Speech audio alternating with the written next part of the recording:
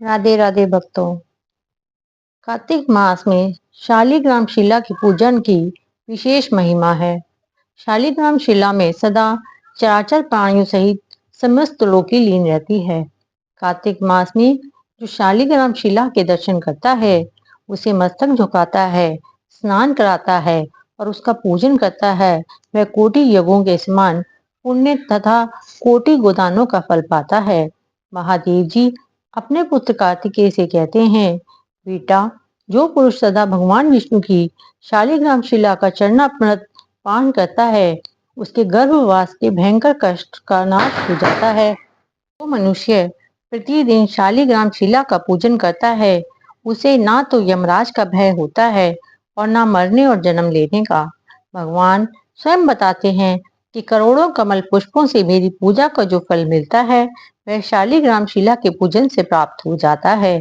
जिन लोगों ने मृत्यु लोक में आकर कार्तिक मास में भी शालिग्राम पूजन नहीं किया, वे मुझसे द्वेष करने वाले प्राणी हैं। उन्हें तब तक के लिए नरक में रहना पड़ता है जब तक कि 14 इंद्रों की आयु समाप्त नहीं हो जाती।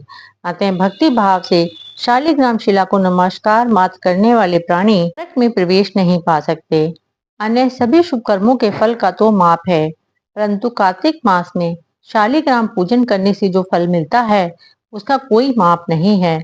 जो शालिग्राम का जल से अभिषेक करता है, उसने मानो संपूर्ण तीर्थों का स्नान कर लिया।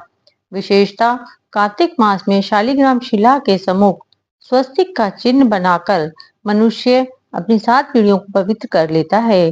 जो नारी प्रतिदिन शालिग्राम शिला रूप भगवान विष्णु को नमस्कार कर गृहस्थी के कार्य आरंभ करती है, वह 7 जन्मों तक विधवा नहीं होती। अतः सदा सुहागन के रूप में प्रतिष्ठित रहने के लिए यह पूजन बड़ा ही महत्वपूर्ण है। कार्तिक मास महात्म्य का 17वां अध्याय। भक्ति से भरे भाव, हे हरि मेरे मन उपजाओ। 17वां अध्याय। कार्तिक पर कृपा दृष्टि कर जाओ। उस समय शिव जी के गण प्रबल थे। उन्होंने जलंधर, शुंभ निशुंभ, महासुर, कालनेमी आदि को पराजित कर दिया। यह देखकर सागर पुत्र जलंधर एक रथ पर, जिस पर लंबी पताका लगी हुई थी, उस पर चढ़कर युद्ध भूमि में संग्राम करने लगा। इधर जय और शील नामक शंकर के गण भी संग्राम में तत्पर होकर गरजने लगे।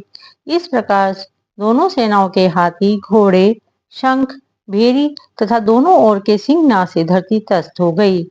तत्पश्चात जलंधर ने कोहरे के समान बाणों को चला धरती से लेकर आकाश तक व्याप्त कर दिया और नंदी को 5, गणेश को 5 तथा वीरभद्र को एक साथ ही 20 बाण मारकर उनके शरीर को छेद दिया और मेघ के समान गर्जना करने लगा।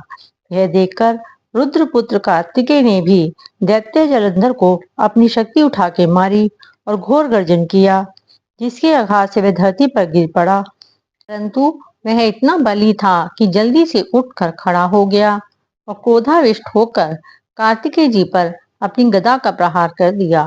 ब्रह्मा जी के वरदान की सफलता के लिए शंकर पुत्र कार्तिकेय पृथ्वी पर सो गए। गणेश जी और नंदी भी गदा प्रहार से व्याकुल होकर धरती पर गिर पड़े। उसने वीरभद्र पर परिघ का प्रहार किया, जिससे वीरभद्र का सिर फट गया और रक्त बहने लगा। वे व्याकुल होकर धराशायी हो गए। उनको धरती पर गिरा देख शंकर जी के गण चिल्लाते हुए युद्ध भूमि छोड़कर बड़े वेग से भाग निकले। 17वां अध्याय समाप्त।